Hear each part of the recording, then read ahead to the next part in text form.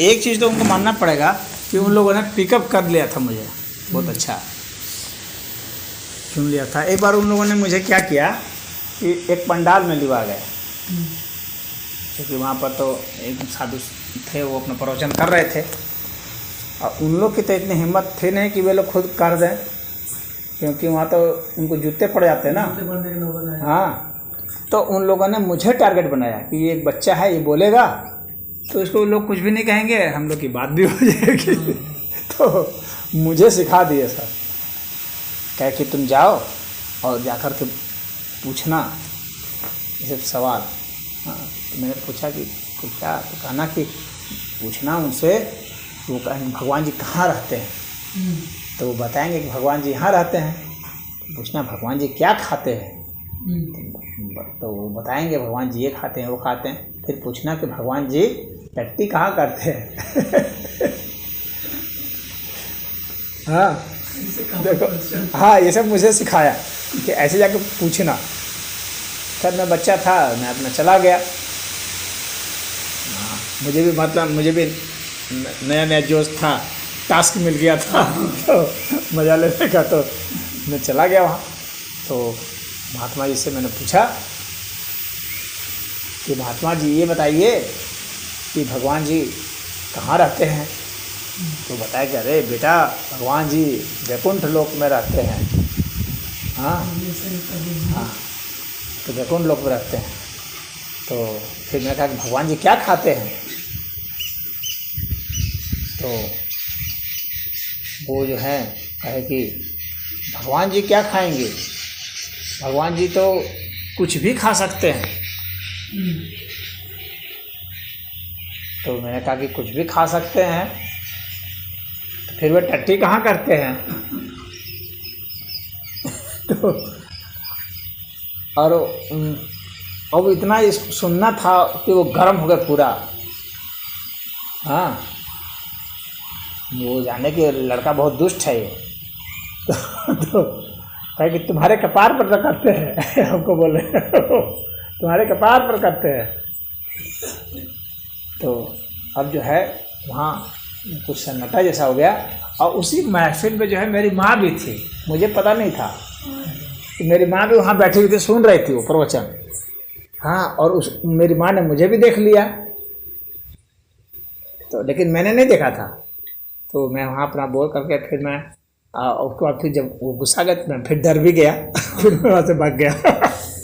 तो फिर मैं उन लोग के पास आ गया, तो वे लोग फिर मेरा पीठ थपथपा, अब्बा बेटा वाह, शाबाश बेटा शाबाश, तुमने बहुत अच्छा जैसा बताए थे वैसा ही पूछा।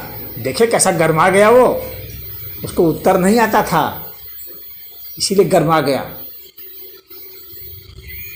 तो फिर वहाँ से मैं आ गया। जब घर आ गया तो घर में मेरी माँ कह अरे तुम वहाँ जा करके ये सब पूछना था, कौन तुमको सिखाया है, बुद्धि कौन दिया है बताओ। तो कही कि आने दो पिताजी को, तुमको बताते हैं। हाँ, तो ऑफिस से नहीं आए थे पिताजी, लेकिन आने दो उनको, फिर तो बताते हैं तुमको। हाँ, तुम यही सब काम कर रहा है, पढ़ाई लिखाई छोड़ करके।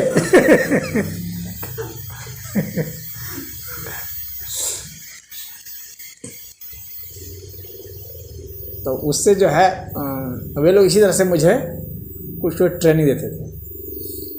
तो उन लोग को बड़ा कन्फ्यूजन हो गया हमसे, मतलब 10वीं 11वीं कक्षा तक आते आते मेरे से वो बहुत कन्फ्यूज हो गए सब। उन्हीं में फूट पैदा कर, क्योंकि उनको कभी लगता था कि मेरे पक्ष में है, कभी लगता था मेरे विपक्ष में है। उनको समझ में नहीं आने लगा कि वास्तव में ये है किधर। और वे लोग मुझे मतलब अच्छा लीडर बनाना चाहते थे। वो ऐसे लड़का बहुत इंटेलिजेंट है, ये काम आए, ये काम आएगा हम लोग के। और RSS वाले जो हैं उधर शाखा लगाते थे, तो वहाँ भी हम जाते थे, तो वहाँ भी लोग अलग कहानी सुनाते थे, तो उन लोग से वो पूछते थे, तो वे लोग सुलझा हुआ उत्तर देते थे सर। और वे लोग उस चीज़ का वो करते थे। तो ये सब धर्म के विरुद्ध में बोलते हैं और उद्योगपतियों के विरुद्ध में बोलते हैं, उसमें ये ज़्यादा फंसते थे मुझसे। आर्थिक चर्चा में, हाँ, क्योंकि धर्म की बारीकियों को तो मैं नहीं जानता था ना, उस वक्त बच्चा था तो नहीं जानता था, लेकिन अर्थव्यवस्था के विषय में मैं समझ गया था, तो उसमें मैं बहुत सवाल करता था, तो उससे ये परेशान हो जाते थे। मैंने कहा कि अच्छा कोई भी उद्योगपति नहीं रहेगा तो उद्योगपति कौन बन जाएगा, फिर लोग कहाँ काम करेंगे, फैक्ट्रियों में, फैक्ट्री कहाँ रहेगी, तो फैक्ट्री सरकार लगाएगी। मैंने कहा सरकार कहाँ से पैसा पाएगी, तो सरकार क्या करेगी, सरकार के पास पैसा की कौन कमी है, तो अगर टैक्स लगाएंगे। तो मैंने कहा कि अगर सबको टैक्स लगाएंगे तब तो सबके ऊपर बहुत ज़्यादा बोझ पड़ेगा, सब दुखी हो जाएंगे, आप इतना टैक्स बढ़ा देंगे तो। अभी तो पूंजीपति अपना धन जो कमाता है उसको लगाता है ना, और बैंक से लोन लेता है उसको लगाता है, आप तो लोगों से ही लेंगे पैसा तो लोगों के ऊपर भार बढ़ जाएगा। तब वे चुप हो जाते थे सब, उनको समझ में नहीं आता था। कहते अरे भार नहीं पड़ेगा, वहाँ सबको मन मुताबिक काम मिलेगा। हाँ, तो मैंने कहा मन मुताबिक कैसे काम मिल सकता है, सबको बताइए। सबका मन करेगा कि मुझे यही काम मिले, तो आप उतना काम होगा कि आप दे पाएंगे, कैसे दे पाएंगे। सब कहेंगे हम कलेक्टर ही रहेंगे, कौन रहेगा वर्कर, कोई रहना चाहेगा, कोई नहीं, सब कहेगा हम कलेक्टर रहेंगे, तब आप कैसे सबको मन मुताबिक दे पाएंगे। तो कहना ही नहीं, योग्यता भी उसमें देखी जाएगी। हाँ, तो योग्यता देखी जाएगी, योग्यता के हिसाब से दिया जाएगा।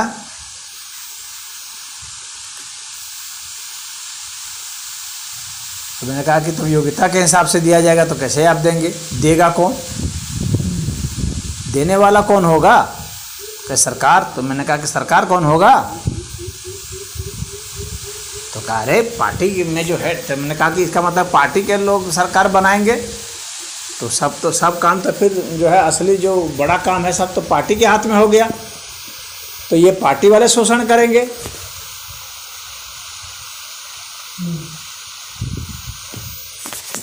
तो जब मैं इस बात को बोलता था ना तो अरे तब तुम कॉमरेड नहीं हो असली मैंने कहा तब पार्टी वाले शोषण करेंगे ना, जब पार्टी ही सब काम देगी, पार्टी ही सब कुछ करेगी, तो फिर पार्टी का शोषण होगा, पार्टी का राज होगा, पार्टी ही सब कुछ उपभोग करेगी। तो फिर शोषण वाला तो यहाँ पर हो ही गया पैदा। फिर आप तो कहते हैं शोषण को मिटाना है, तो शोषण तो मिटी नहीं, ये तो पार्टी वाले शोषण करना शुरू कर दिए, शोषण करने वाले बदल गए। हाँ, ये तो पार्टी वाले आ गए, तो ये तो और ज़्यादा परेशान करेंगे। ये तो कुछ काम नहीं करेंगे, सबका बस खाली सबको काम पर लगाएंगे, सबका शोषण करेंगे, जो मन चाहे वो करेंगे। उन पर तो लगाम कसने वाले कई लोग हैं पूंजीपतियों पर, इन पर कौन रहेगा, इस पर कौन रहेगा। तो वैसे बड़ा मुझसे वो हो जाते थे। धर्म के मामले में तो खैर मैं जानकार नहीं था, तो वे लोग कुछ कहते थे तो मैं हाँ मैं मान लेता था, हाँ ठीक है ऐसा होता होगा हाँ। लेकिन जैसे वो सब जो साधु संत लोग रहे हैं उनके ऊपर भी जब प्रश्न उठता था तब मैं इन लोगों को घेरे में ले लेता था उसी में। जैसे दयानंद के खिलाफ में या विवेकानंद के खिलाफ में, और ऐसे मीराबाई के खिलाफ में, इस तरह से ये सब बोलते थे, कबीर के खिलाफ में। तो मैं फिर उनको लपेटे में ले लेता था, उसमें घबराते थे सर। तो मैंने कहा कैसे वे सब शोषण कर रहे हैं, वे तो ज्ञान दे रहे थे, उनके पास कहाँ पैसा था, ना वो पैसा चाह रहे थे, ना वे मांग रहे थे, ना ले रहे थे। उससे शोषण तो आप कर रहे हैं, मैं तो यही देख रहा हूँ। आप लोगों के पास सब कुछ है। जिसके पास लिवा गए थे, वहाँ पर हेड थे, पूरे बोकारो के हेड थे, वो कम्युनिस्ट पार्टी के लिवा गए थे। मैंने कहा कि मैं तो यही देख रहा हूँ कि इनके पास बहुत पैसा है तो घर है, ये है, गाड़ी है, घोड़ा है, और ये जो है उसको गाली दे रहे हैं जिसके पास नहीं है, और जो नहीं चाह रहा है उसको भी कह रहे शोषण कर रहा है। मैं तो देख रहा हूँ यही शोषण किए हुए, तब तो इनके पास इतना है। आप क्यों नहीं बांट दे रहे हैं गरीबों में, गरीबों की बात कर रहे हैं, तो पहले आप गरीबों की बात कर रहे हैं ना, गरीबों के उत्थान के लिए, तो आप गरीबों को बांट क्यों नहीं दे रहे हैं। तो अरे एक आदमी को बांट देने से क्या होगा। मैंने कहा एक आदमी को बांट करके कम से कम ये तो पता चलेगा कि आपका इरादा सही है, आप बांट के दिखलाइए। हम तो किसी भी कम्युनिस्ट नेता को नहीं देख रहे हैं बांटते हुए।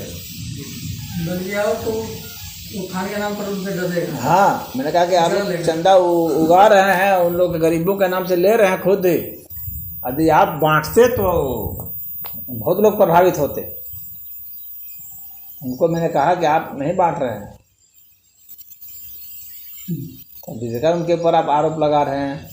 तो मैंने कहा विवेकानंद तो बहुत विद्वान थे, पढ़े लिखे थे, पैसा तो नहीं किसी का ठगे।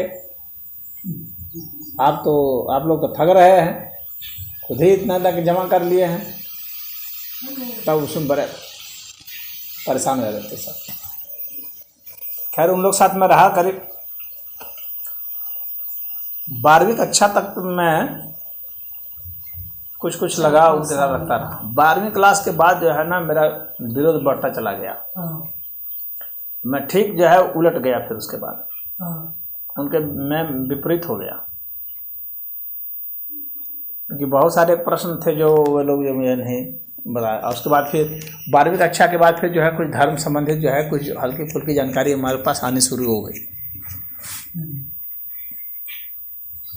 लेकिन वो धर्म संबंधित कोई जो जानकारी आने लगी ना तर्क से, तो वो आने शुरू होने के पीछे सिर्फ रजनीश कारण है।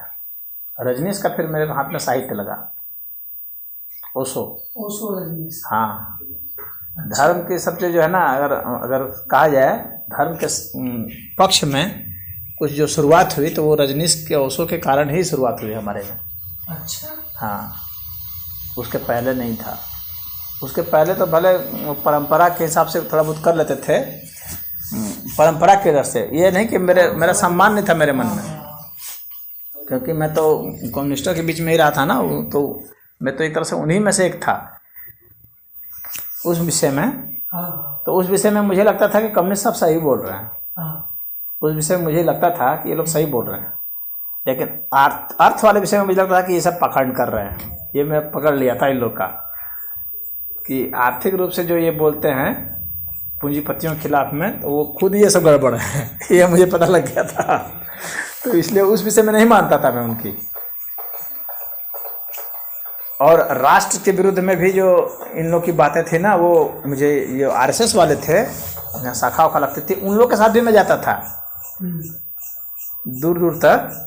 वे भी मुझे लिवा जाते थे, वे भी मुझे चाहते थे कि ये भी जो है वो भी हमारा वो हाफ पैंट पहनते हैं ना, तो हाफ पैंट पहनते, तो एक मेरा हाफ पैंट खरीदवा दिए थे वे। तो मैं पहन करके एक बार गया भी था।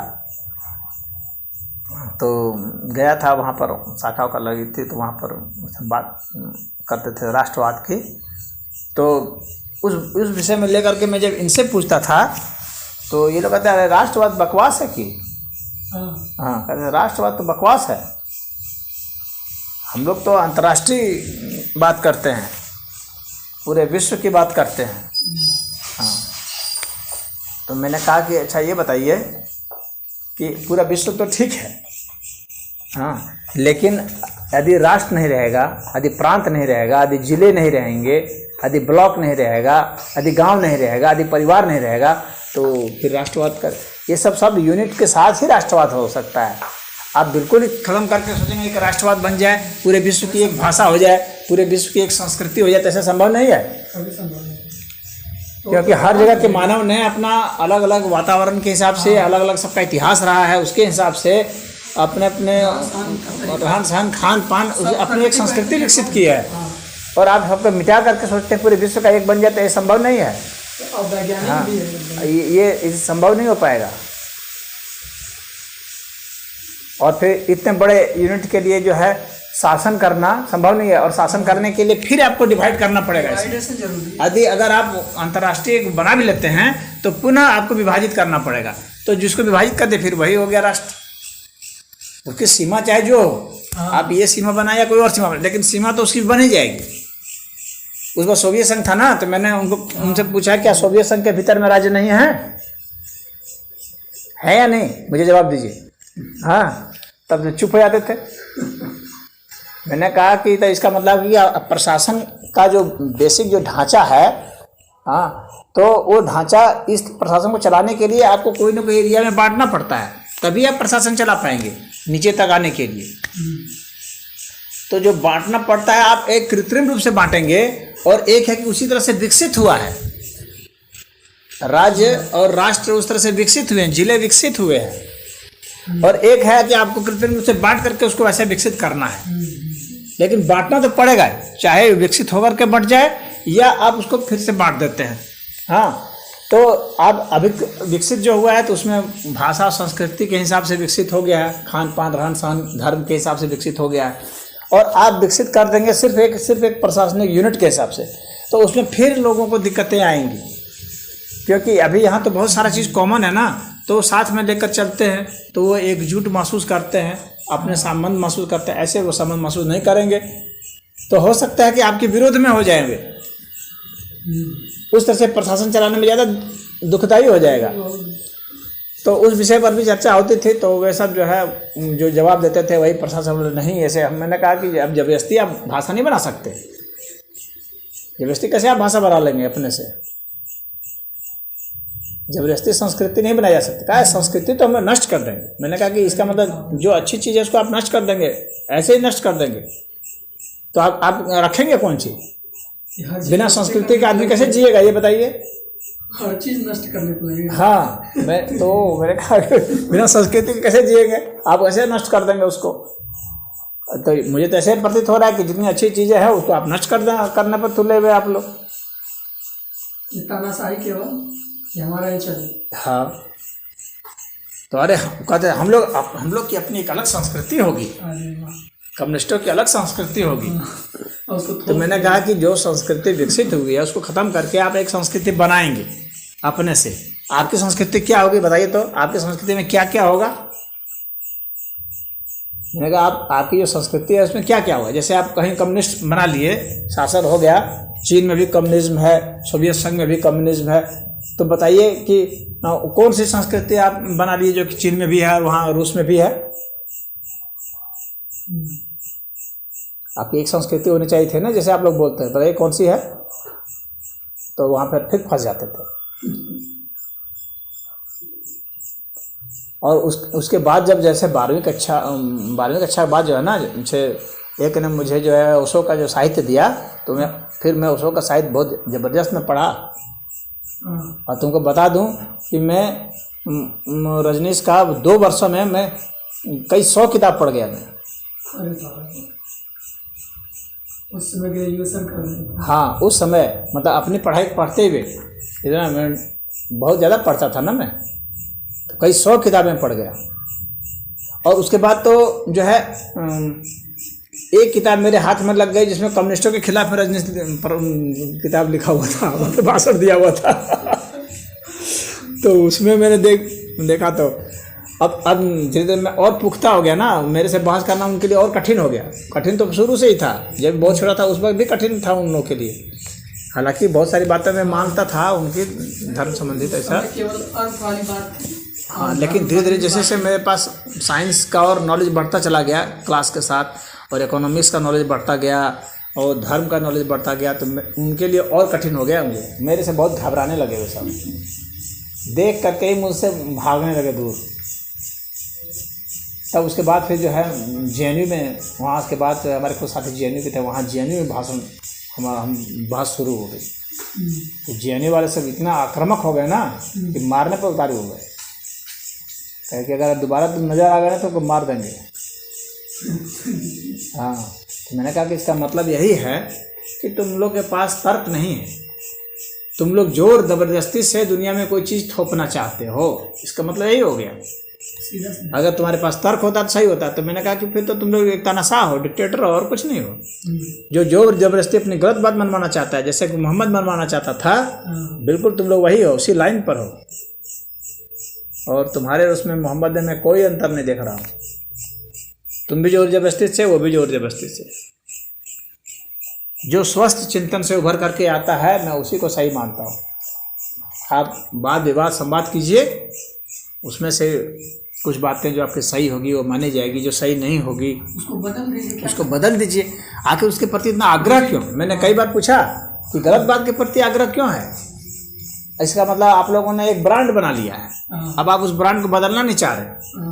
अरे ब्रांड ये बनाइए कि जो सही बात है, न्यायपूर्ण बात है, उसको मैं रखूँगा। ब्रांड यह बनाइए, यह नहीं कि मार्क्स ने जो कह दिया वो ध्रुव सत्य हो गया। मार्क्स ने जो कह दिया उस मार्क्स के समय में हो सकता था कि उतने लोग तर्क नहीं कर पा रहे होंगे, उस समस्याओं को नहीं देख पा रहे होंगे। अब जब मार्क्स ने कोई चीज़ कह दिया, बाद में धीरे धीरे लोग उस पर शोध किए, विचार किए, तो पाए कि ये त्रुटियां हैं, तो उस पर प्रश्न खड़ा हुआ। इसी तरह से साइंस का भी उत्पत्ति है, कई सारे मॉड्यूल प्रस्तुत किए जाते हैं, फिर शोध होता है, कमियां निकलती हैं। हाँ, मैंने कहा तो वैज्ञानिक लोग तो वो नहीं करते। मैंने इस बात को कहा था उनको एक जगह, मैंने कहा कि वैज्ञानिकों के सिद्धांत में कहीं दोष निकलता है तो वैज्ञानिक सब तो इतना नहीं चिल्लाते हैं, चीखते हैं, नहीं करते। हाँ, वो सीधा सीधे बदल लेते हैं, भैया ये सही बात निकल के आ रही है, इसमें ये बात थोड़ी छूट गई थी, या इसमें कुछ गलती थी, या कमी रह गई थी, तो उसको हम बदल देते हैं। हाँ, तो बदल देते हैं। तो उस तरह से होना चाहिए ना, तब तो विकास होता है, तब वहाँ पता चलता है कि नहीं, यहाँ सत्य के प्रति जो है समर्पण है, क्या सही है इसके प्रति समर्पण है। लेकिन यहाँ तो आपने पहले से ही मान लिया कि ये सही है और उसको जबरदस्ती आप थोप रहे हैं। मैंने कहा कि कम से कम सनातन धर्म में ये बात तो नहीं है कि ये लोग कहते हैं कि बहस मत करो। सनातन धर्म में ये तो है कि भाई बहस करो। हाँ, तो आप भी उसी तरह से कहिए कि बहस करो, लेकिन आप तो बहस अपने दायरे में करना चाह रहे हैं। जहाँ कोई उस दायरे से बाहर जा रहा है तो आप उसको पीछे पड़ जा रहे हैं, कह रहे हैं कि मारो पीटो, ये करो वो करो, तो ये तो सही नहीं है। यानी आप सोचते हैं कि जो औसत बुद्धि का है, मंद बुद्धि का है, वो हमारे फेरे में फंस जाए, और जो ज़्यादा बुद्धिमान है उसको मार दो। फिर आपका फार्मूला यही है, यही तो इस्लाम का फार्मूला है। हाँ। कि जो इतने मंद बुद्धि के हों कि हमारी बात जिसको सही लग जाए तो वो हमारे खेमे में आ गया, और जो ज़्यादा बुद्धिमान है जिसको कि हमारे में दोष दिख गया उसको फिर मार दो, जान से मार दो, या उसको डरा करके अपने में रखो, धमका करके।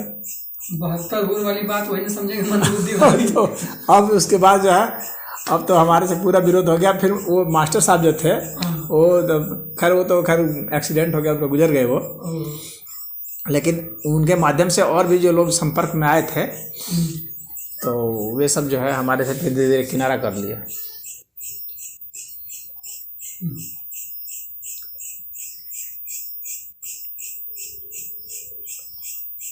मार्क्स में तो कम से कम ये एक अच्छाई थी कि वो गरीबों के हित में कुछ सोच रहा था, उसके लिए उसने कोई सिद्धांत निकाला जिससे गरीबों का कल्याण हो सके। वो सिद्धांत गलत हो गई वो बात अलग है, लेकिन वो कम से कम ऐसा रोड नहीं था, उसने इतना सोचा, उसने लिखा, वो तो उसका योगदान माना जाएगा, सही माना जाएगा, उसने योगदान किया। लेकिन हमको वहीं पर नहीं टिकना है।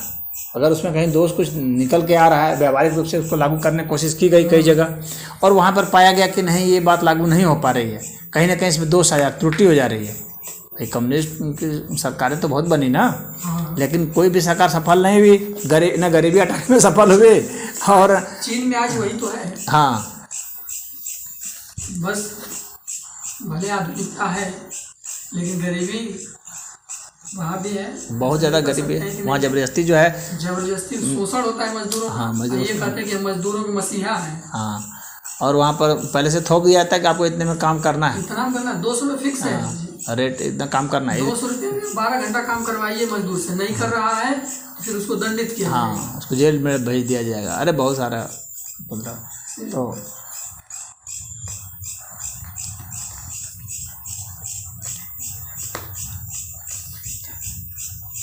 तो हमारे रजनीश के साहित्य ने मुझे बहुत काम दिया, ये बात मैं उसमें रजनीश का एहसान मानता हूँ।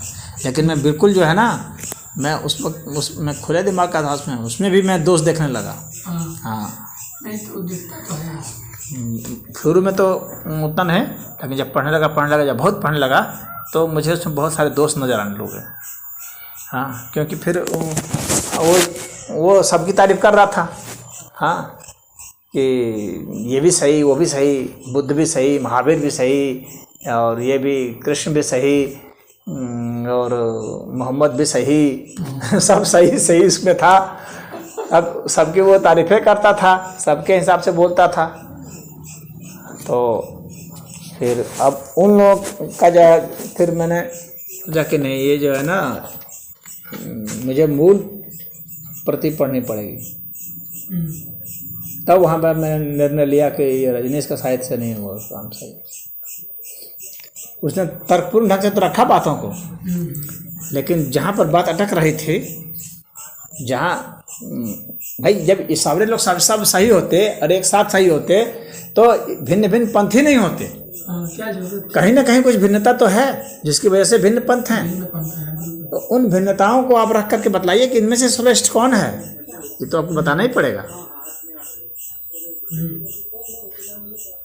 आपको ये बताना पड़ेगा। ठीक है, एक मैट्रिक के लेवल पर सही है, एक इंटर तक पढ़ा हुआ है, एक ग्रेजुएट है, एक पोस्ट ग्रेजुएट है, आपको बताना तो पड़ेगा कि ये इंटर तक है, ये मैट्रिक तक है, ये सही है लेकिन ये इंटर तक ही है, हाँ इसका लेवल लो है, ये सही है लेकिन ये ग्रेजुएट ही है, ये सही है लेकिन ये पोस्ट ग्रेजुएट है। आपको बताना पड़ेगा कि इनमें से हायर कौन है।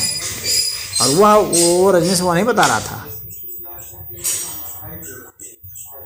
और जहाँ पर अंतर दिख रहा था, उस अंतर को जब मैंने नोट किया तो मैंने कहा कि यहाँ पर ये तो गोलमाल कर रहा है। हाँ, तो मुझे फिर उसका साइड से मैं उचाट हो गया, फिर मैंने छोड़ दिया, पढ़ना ही छोड़ दिया उसका। फिर मेरे लिए वो कबाड़ हो चुका था। तो मैंने जो है मूल प्रति पढ़ना शुरू किया कि ओरिजिनल में पढ़ूंगा, खुद देखूंगा कि इसमें क्या अंतर है। तो ओरिजिनल कुरान पढ़ी मैंने, ओरिजिनल गीता पढ़ी, तो मुझे साफ अंतर दिख गया कि बहुत आसमान ज़मीन का फ़र्क है। तुम कैसे कह रहे थे कि दोनों एक ही है, भरमा रहे थे लोगों को।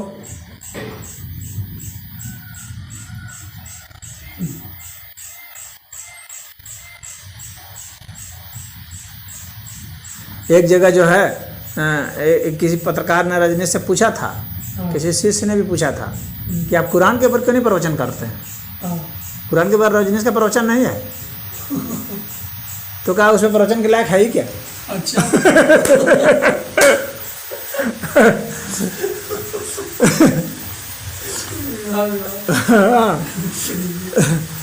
तो मैंने कहा कि रजनीश ने यहाँ तो कहा है ओरिजिनल। वो फॉलोअर्स के लिए खुल कर नहीं आते थे सामने। हाँ, तो मैंने कहा कि ओ इसका मतलब ये गड़बड़ झाला है। तो उसके बाद जो है ना, मेरे हाथ में लगी दयानंद सरस्वती के सत्यार्थ प्रकाश। उसको जब मैंने पढ़ा तो मैंने कहा हाँ ये आदमी सही है, ये एकदम सही को सही, गलत को गलत बोल रहा है। इसको जहाँ गलती दिखी है उसने यहाँ स्पष्ट कर दिया गलत। और अलग अलग पंथों का दयानंद सरस्वती ने वो किया है। हाँ, ईसाइयों का अलग, बौद्धों का अलग, जैनियों का अलग, मुसलमानों का अलग, और जो ये पुराण मानने वाले लोग हैं इनका अलग। और उनका दयान ने खंडन किया है, कहा ये सही है, सत्य और असत्य का निर्णय इस तरह से होना चाहिए। केवल निष्पक्ष रूप से किया है, मतलब वो धर्म नहीं देखे कौन सा है, अपना भी सनातन धर्म में भी जो गलतियाँ उसको भी मानी है। हाँ, उसको पुराण पंथी हुए कहे हैं दयानंद सरस्वती, पुराण पंथी यानी जो पुराणों को मानते हैं। हाँ, तो उसमें क्या क्या दोष है उसको दयानंद सरस्वती ने स्पष्ट दिखलाया है। पढ़ने लायक किताब है। हाँ, कितना मोटा होगा लगभग, कितने पेज का? और दयानंद सरस्वती ने बहुत वो क्रांतिकारी लिखा है। मैं उससे दयानंद सरस्वती से प्रभावित हुआ कि इसने बिल्कुल सत्य और असत्य का सही निर्णय इसने किया है। लेकिन एक जगह दयानंद सरस्वती भी मुझे खटकने लगे। हाँ, एक जगह मैंने उनका भी वो दोष देखा कि एक जगह पर जो है इस्लाम और वेद को वो एक ही जैसा मान रहे हैं एक जगह पर। हाँ, इस जगह पर तो वो ईश्वर एक है इस जगह पर। अच्छा। हाँ, इस्लाम भी मानता है ईश्वर एक है, और ये भी कह रहे थे कि वेद एक है। यह बात मुझे हजम नहीं हो रही थी। हाँ, कहा कि इसमें कुछ ना कुछ गड़बड़ झाला है। मैंने पकड़ लिया और मैं उन लोग से बहुत प्रभावित था, आर्य समाजियों से। दयानंद कैसे मुझे पढ़ने दिए थे ना, तो मैं बहुत प्रभावित था। तो मेरे मन में कहाँ प्रश्न उठा मैं बताता हूँ। एक बार मैं वहाँ गया आर्य समाज मंदिर में, प्रवचन हो रहा था, वहाँ एक संत थे कर रहे थे, मैं नाम बोल रहा हूँ अभी। उस वक्त मैं लॉ पढ़ रहा था। तब तो वहाँ उनका प्रवचन ये हो रहा था कि दयानंद सरस्वती जो हैं उनका, जैसे उनका नाम था ना मूल शंकर पहले नाम था। तो उस वक्त उस वक्त उनके साथ एक घटना घटी थी जिसमें कि शिव जी की, मतलब है कि शिवरात्रि का दिन था और पूजन हुआ था। तो शिवलिंग के ऊपर जो है अक्षत वगैरह चढ़ा था, ऐसे चढ़ा था। तो रात को उनकी नींद खुली तो वो देखते क्या हैं कि चूहे वे जो हैं खा रहे हैं। उसमें जो प्रसाद वगैरह था, तो अपने पिताजी को उठाते हैं, पिताजी पिताजी देखिए वो चूहा तो शिव जी के ऊपर जो रखा हुआ है वो खा रहा है। तो फिर देखा, अरे खाने दो, खा रहा है तो वो चुपचाप, हाँ चूहा है तो वो खाएगा ही, अपनी नींद क्यों खराब कर रहे हो? तो अरे चूहा शिव जी का प्रसाद सब खा जा रहा है, तो शिव जी जब चूहे से अपनी रक्षा नहीं कर पा रहे हैं तो हम लोग रक्षा कैसे कर पाएंगे बताइए? तो कहे कि नहीं नहीं, मैं ऐसा ये मैं पत्थर को भगवान नहीं मानता, ये भगवान नहीं है, ये तो आपने भगवान बना लिया है, ये भगवान नहीं। हाँ, तो फिर वहाँ से दयानंद सरस्वती जो है मूर्ति पूजा के विरुद्ध हो गए। तो उसी चीज़ को वहाँ पर वे कह रहे थे। तो मैंने उनसे पूछा कि अच्छा ये बताइए कि दयानंद ने कहा कि ये जो है ये शिव जी नहीं हैं और ये जो है चूहा वो खा रहा है, तो खाने की वजह से वे शिव जी नहीं।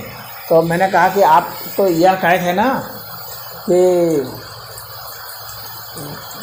यहाँ जो है आपने कहा था कि अहम ब्रह्मास्मि, आपने शब्द का प्रयोग किया था, ये वैदिक शब्द है बताए थे आप।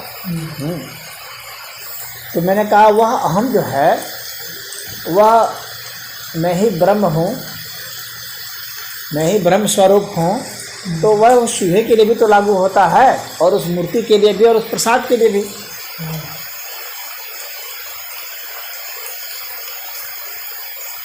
तब वो सन्न रह गए।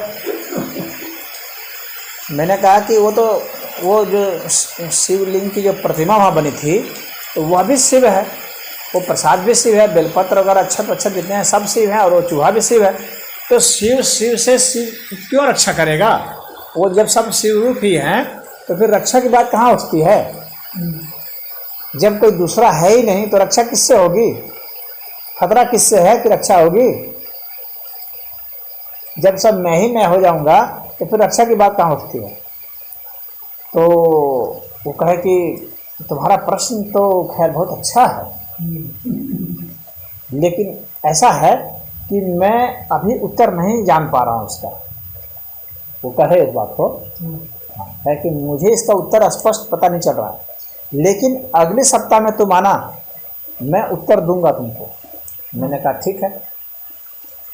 तो अगले सप्ताह में मैं वहाँ पहुँच गया, लेकिन वो वहाँ पर नहीं थे। मैंने पूछा लोगों से कि अरे आज प्रवचन नहीं होगा क्या? तो कहे कि नहीं, वो तो महात्मा जी तो चले गए, मुंबई में उनका प्रवचन है, वहाँ चले गए। तो फिर मैं चला आया। मैंने कहा कि मैंने तो ऐसे ऐसे सवाल पूछे थे उनसे, तो वो कहे थे कि आज जो है उत्तर नहीं मुझे पता है, कल अगले रविवार को दूंगा, तो इसलिए मैं आया हूँ। तो कहे कि नहीं, वो फिर अभी आएंगे तब, तो फिर से मुलाकात ही नहीं हो पाई। खैर उसके बाद आर्य समाज के बहुत बड़े बड़े संतों से मेरी मुलाकात हुई।